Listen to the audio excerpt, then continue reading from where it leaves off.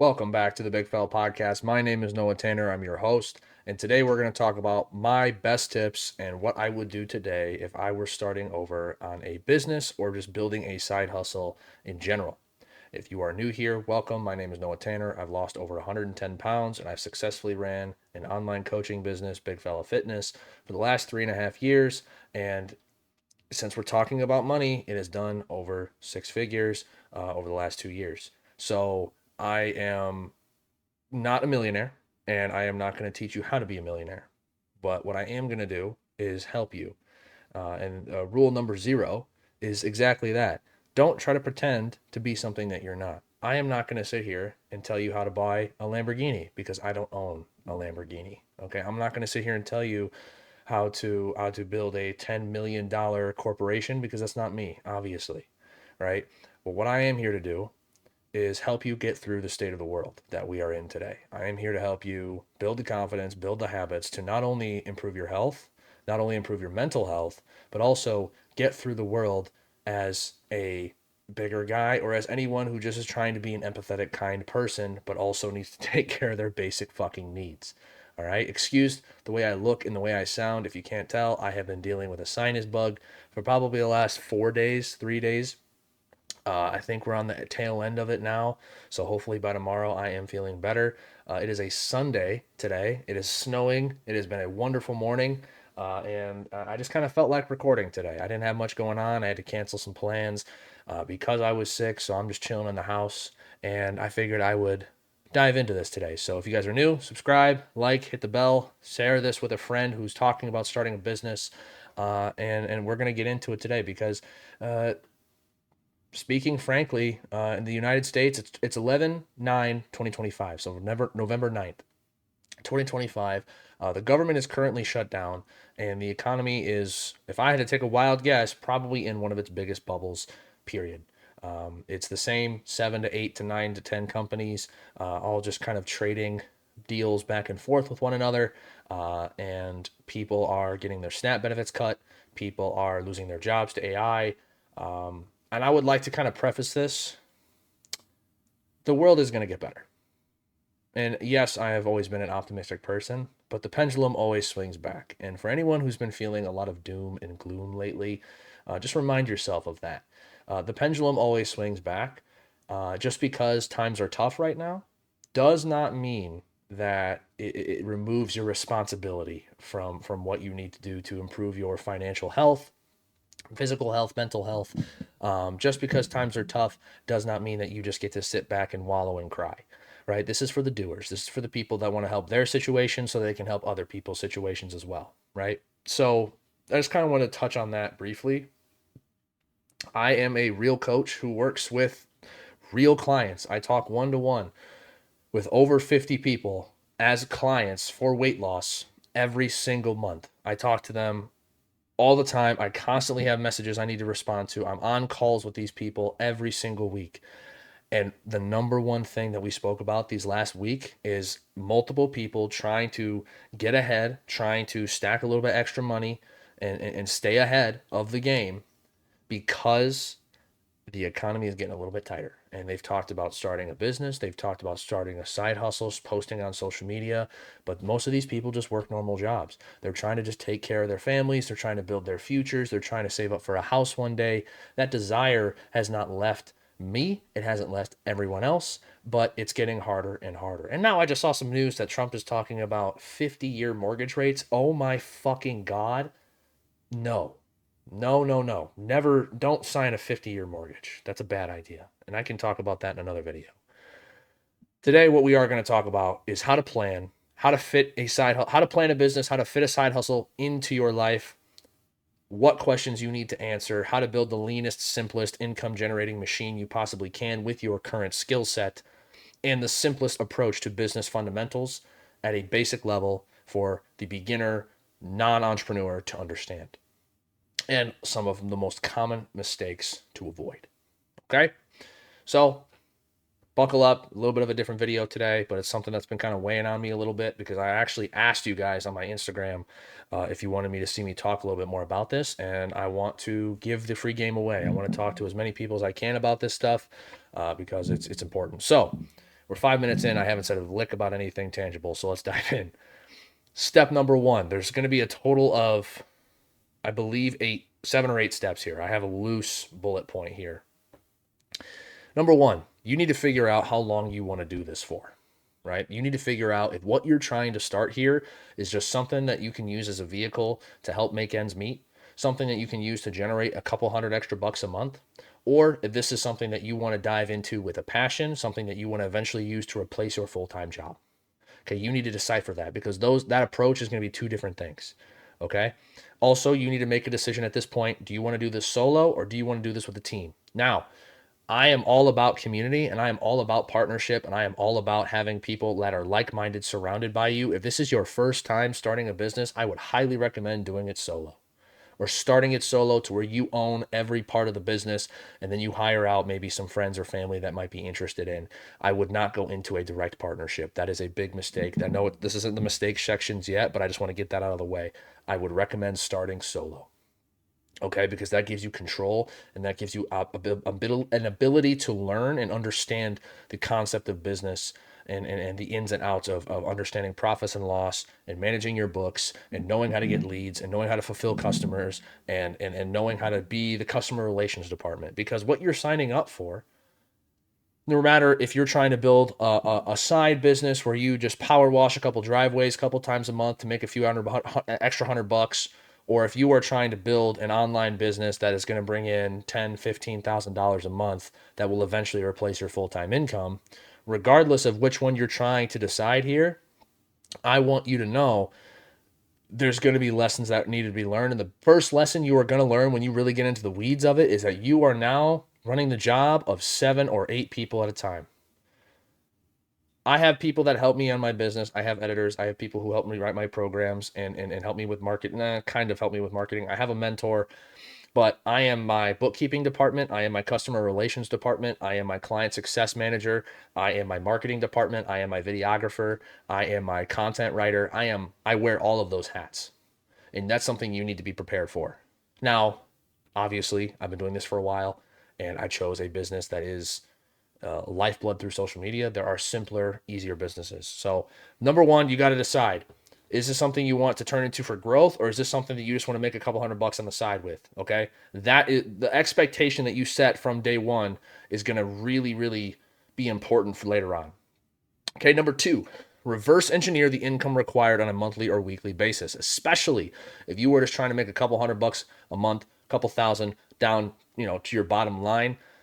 You need to do this. You need to figure out how much money do I want to be making from this new source of income on a monthly basis. Okay, when you start owning a business, you'll start to manage your income more on a month to month basis as opposed to a yearly basis. And then the more you do it, you could break it down to whatever makes sense to you, right? But bottom line is, the easiest way to do this is reverse engineer from the back. So if I know I want to add an extra $3,000 a month to my income, to my bottom line, I need to figure out how many units, how many clients, how many sales do I need to make per week, per day, per month. You need to know those numbers. So let's just go back to the power washing example real quick, which is a very easy business to start. And I'll talk a little bit more about some of my favorite opportunities for people in 2025, almost 2026. When it comes to starting an actual business, you need to be able to understand your numbers. You need to set your expectations to hit your systems and hit your quotas. You are establishing systems to make your life easier and not have to shoot from the hip at random. So if I am selling power washing and let's say to do a driveway and just a quick wash of on the side of the house, let's say it's $250 for a large house in a driveway. Okay, just bear with me on the numbers here. And I want to make an extra $3,000 a month, and one job nets me $250. Okay, you can just reverse engineer. So that's 4 jobs to make 1,000. I need 3,000. So that means I need 12 total jobs to bring in $3,000 of revenue. That's revenue. That does not account for any of your expenses. That does not account for any of the equipment. That does not account for any of the gas that you need to drive there. That does not account for the truck that you drove there. That does not account for your time. That does not account for any employees you have pay you. But that is the income. That's what you're going to require. So, okay, I need 12 jobs a month. Okay, so there's 30 days in a month, so I should shoot for about 3 to 4 jobs a week. how do I get 3 to 4 jobs a week? How many messages do I need to send, and how many people do I need to talk to get 3 to 4 jobs a week? That right there, if you can figure out that general equation and find a way to book 3 to 4 jobs a week, that is all business is. On a day-to-day execution level and of a one-person operation, that's all you need to do. Okay, that is how you actually run a successful business. You're not fucking around in Canva trying to figure out a logo for 3 months. You're not talking and telling all of your friends that you want to start a business. You're starting this thing. You're not telling a damn soul about it until it's actually up and running and you're ready to take clients. And then once you have clients, you're telling everybody under the fucking sun, hey, I have this business. This is who I help and this is how I do it. Let me know if you know anyone that you think would be interested in. You send that with no shame to everyone around you, okay? So that is how you reverse engineer your daily sales quota, your weekly sales quota, the amount of income that you want. You take your goal and you break it down into how many customers do I need to attract on a weekly basis, monthly basis, however you want to look at it. I do it on a weekly basis. Number 3, find ways to lower your current life expenses, okay? This is one that I talk about all the time. You are paying for shit that you do not need right now if you're watching this video. You're probably paying for a couple of subscriptions you didn't need. You probably bought some shoes or some clothes that maybe you didn't need. Maybe you splurged on something that you probably didn't ultimately need. You kind of regretted it in the long run. Whatever the case is, your expenses are a little bit probably higher than they need to be, okay? I understand that inflation is killing a lot of people right now, and inflation is not something that we want, okay? I'm affected by it as well. Everyone is. I understand that. But the difference between, and again, I am not advocating for the boomers here, so please do not think that this is it. I understand the boomers had a much easier economy to build up a life and build a house, buy a house and establish the American dream. I understand that. The key problem, though, is that a lot of those people were not excess spending to the level that most of us in the 20s and 30s are. A lot of those people were saving every nickel, penny, and dime that they could. A lot of those people were budgeting. A lot of those people's qualities of lives sucked when they were in it. Okay, that's another thing too. We are in an over comfortability crisis right now. People are too fucking comfortable and complaining about how miserable they are. And that is just a larger comment on just society at large. I'm just really, and I am not, again, I am not siding with the boomers. I am not siding with the people that are telling you to pull yourself up by your bootstraps, but also you fucking need to hear it a little bit. If you want to see the world change and you want to see your world change, you are the one that has to take responsibility for it. Point blank, period. It's okay to understand that there are systemic, disadvantages to you compared to people in past generations. That's cool. It's understandable. It sucks. Okay, now what? There's always going to be plenty of excuses to point to. You've been doing that long enough. It's time to take action. You've been doing the finger pointing long enough. Where has it gotten you? It's time to take action. It's time to build something. And that's number one. You got to be okay with getting humbled. You got to be okay with getting embarrassed. You got to be okay with hearing 1,000 no's before you hear your first yes. That's a part of the game. All right, we're going to talk about ways to expedite that process so it's not as difficult, because I'm making business ownership sound like a fucking nightmare so far, and it's not. There are a lot of negatives, but there are tons and tons and tons of positives to it as well.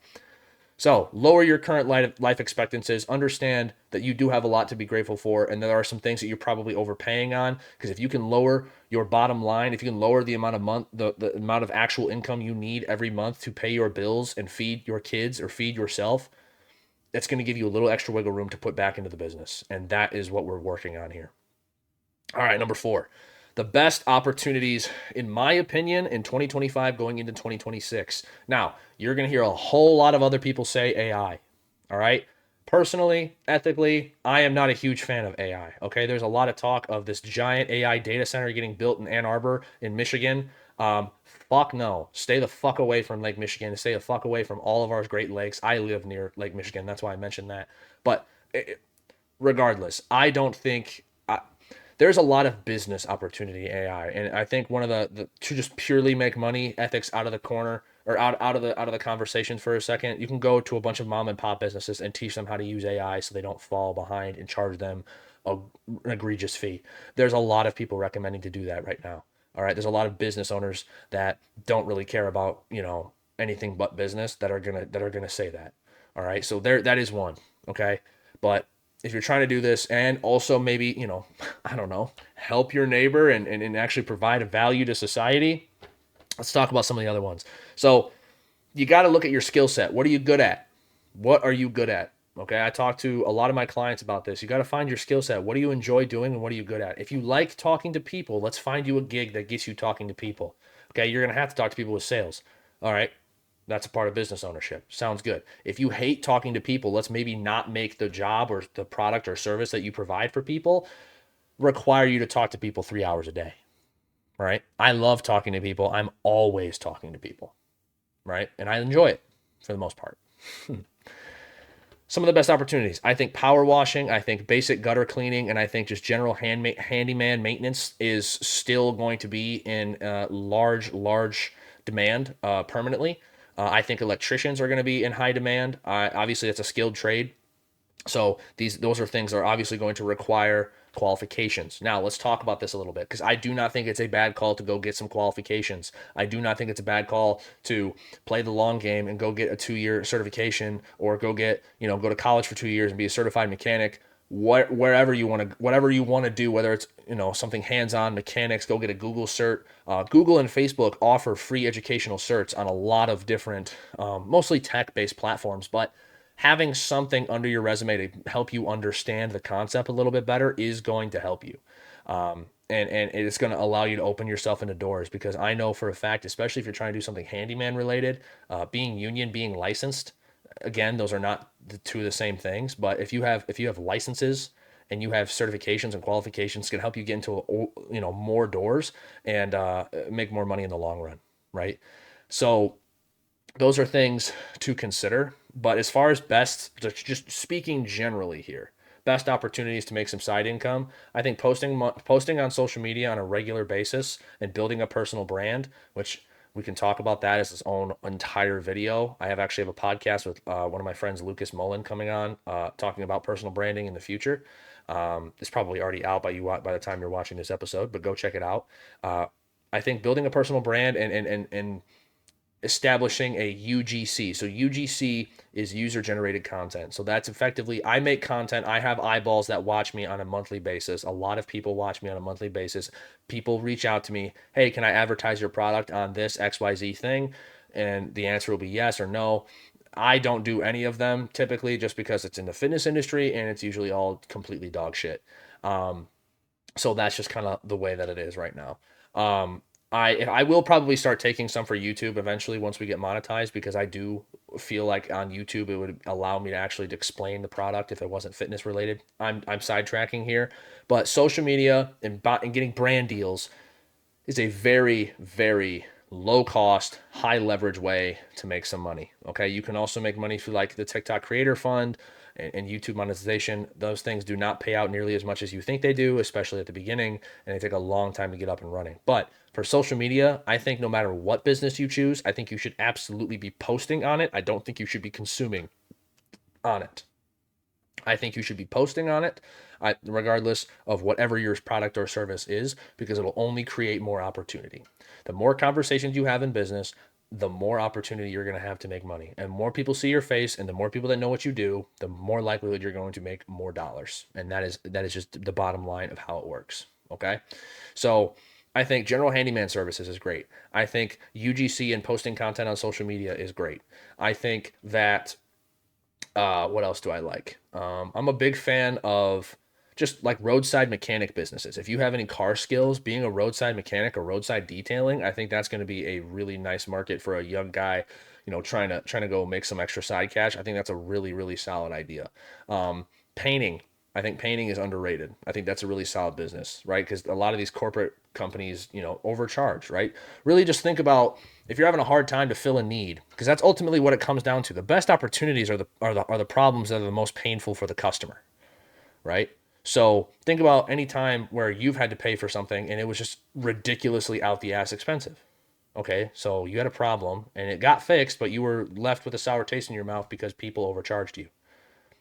Maybe there's an opportunity there, right? When it comes to choosing your opportunity, you need to find a vehicle with high margin, meaning low cost and high profit, high revenue. So you can have a decent profit to take home. Okay. So what are examples of businesses with low margin? Restaurants, gyms. The inventory and equipment and staffing that require to run those are so unbelievably high that the margins are usually paper thin. A lot of those businesses are negative for the first several years of their lifespan. They're living off of loans. Fun fact. But when it comes to deciding a higher margin vehicle, I would highly recommend providing a service over a product, because product requires testing, product requires inventory, product requires shipping. Okay. If you're just trying to make a couple $100 a month, a couple $1,000 a month, and you're just trying to do something on the side, provide a service. It's way easier that way. It is way easier that way. I provide a service. I didn't know crap getting into business, and it's what a lot of people do, but if you do it well, you'll stand out. Okay. So understand you need to be able to provide a service, and the whole structure of business. What problem do you solve? Who do you solve it for? And how do you solve it? That is the core question of business. What do you do? Who do you do it for? And how do you do it? So it comes down to problem solving. So going back to some of those best opportunities, people are always going to need handyman work done. People are always going to need to have stuff done to their cars. That's why I like those businesses so gosh darn much. All right. Think about those things that are never going to go away, right? People are always going to want to lose weight, right? People are always going to need to get healthier.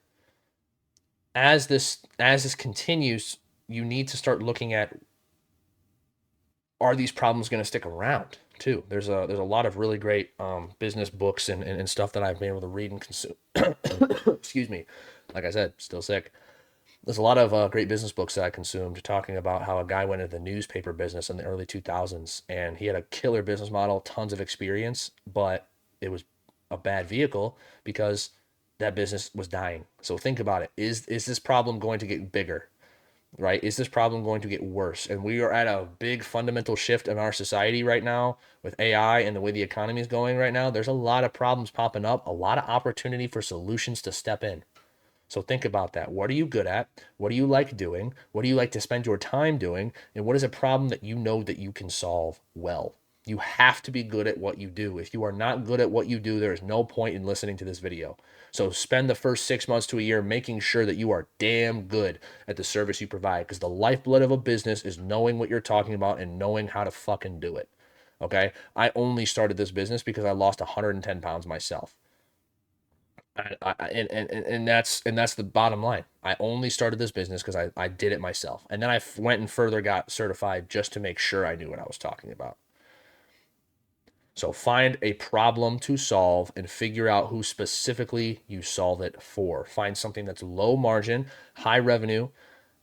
And by high revenue, I mean just that percentage, right? You don't have to charge $7,000, for a job, but make sure that the difference between the profit and the difference, or the difference between the revenue and the expenses is a significant enough gap. That's your profit. That's your take home. But then you still got to pay your taxes. So make sure you're setting aside some money for taxes. And that brings us in to step number 6, which is some of the problems that I would like to avoid, or I would recommend that you avoid. Okay. Number 1, do not treat the money and income that you bring in from your business as funny money. Keep it separate. Track every fucking expense you can. Okay. Every subscription you pay for, every time you get gas, track every dollar that comes into the account and make sure you keep them separate. Do not just treat it all like funny money. Do not spend it irresponsibly. Keep 30% set aside for taxes, because quarterly taxes will come and you will have to pay them. Okay. You do not want to get into trouble. You want to make sure that those are taken care of and you don't got to worry about it right now. All right. Number 2, always be marketing. All right. Just because you land a big job that's going to take care of your business this week, do you have anything lined up for next week? Do you have anything lined up for the week after that? Make sure people know that your business exists. That is the biggest mistake that so many business owners or entrepreneurs I hear is that, or that I see and hear, is that they talk about it, they hint at it, but they never are abruptly saying, hey, I sell this thing. Come buy it. Come check it out. If you are this person struggling with this problem, I help this kind of person. You need to drop all the fucking shame in the world and let people know what the hell you do, and make it very, very, very, very, very, very, very, very, very clear that you know exactly, that everyone around you knows exactly what you do. Okay? Drop the shame. Text every single contact in your phone. Call every single contact in your phone. Send a DM to everybody that follows you on Instagram and let all of them know, hey, I started this business. I'm doing it in this area. I solved this problem for this person. If you think you know anybody that might need some, please reach out. You'll get some customers that way. I promise you that. Drop the shame. Stop trying to look cool. You're trying to pay your fucking bills. What's more important? Those are some of the key mistakes to avoid. I could go on and on and on about this, but we're going to move on to the last one, which are some of the literal administrative steps that you need to take. You're like, okay, Noah, I've got some ideas. I think I got to figure out this vehicle for how much I should charge and all this other stuff, right? Which just look at the industry, right? Look at the industry and what they're charging, figure out how you're different and go from there, right? We can make another video about that too if that's something that somebody's curious about. But I didn't want to start giving pricing guidance because you might be starting a completely different business than somebody else. We're trying to keep this as open and broad as we can to people who are trying to make a little bit of extra income. But let's talk about how to make the literal administrative steps that you will need to start a sole proprietorship business in your state. Okay. Step one, you need to go to the IRS and you need to get an EIN. That's an employer identification number. That is basically your social security number for your business. Okay. It's not very difficult to get. I maybe paid a $10 fee for it. I don't think I did, but you get it online. Just Google it. Just IRS EIN. You'll get one. Okay. Once you have that, you can then start a business bank account. Okay. That's what you need to start a business bank account. Then go to the county clerk's office in your county and ask for a DBA. That is a doing business as. That's basically naming your business. Okay. So you go to the IRS website and you Google and you look for an EIN. You fill it out, you give your information, and that will give you your businesses. That'll make your business officially registered by the government. Then you go to I recommend a local credit union, and you start a business bank account with said EIN. Okay? You'll make a business checking and a business savings. Again, keep your business money separate until you know how to track your payouts. Number 3, go to the county clerk's office in your area and get a DBA. Okay, this is the steps that you need to take to be a sole proprietor. This will effectively make you a self-employed person. This will all count as self-employed income. All right. LLCs are also very easy to set up, but they are different legal structures. An LLC is a separate entity according to the government. All right. And if you're just trying to make a couple extra $100, you might not need to be an LLC. You might not need to be a corporation. It ultimately just kind of depends down on your certain situation. But LLCs are also very easy to set up as well. But as far as a sole proprietorship, it's 3 steps, and it can be done in a week. So don't think that you're going to get bogged down by all these legalities or all this red tape or all this paperwork. It is very easy to tangibly start a business in the United States. It's very easy. Okay. So those are the things that you're going to need to start a side hustle. You're going to need an offer, and that's figuring out what problem you solve for who, an offer, an audience, and then a vehicle to provide traffic, right? So social media. Tell people about it in person, make flyers, tell everyone you know, drop the shame.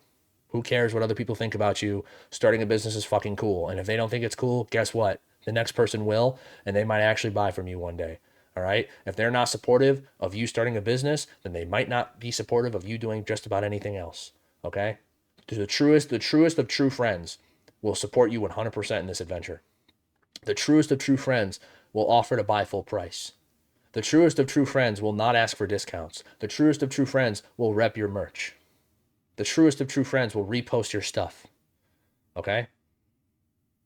Give out a bunch of free information. Give out a bunch of free tips. Talk to everybody you know. Solve one problem. Don't try to solve 100. Solve one problem for one audience. Do it on a repetitive basis. You now know how to do the paperwork.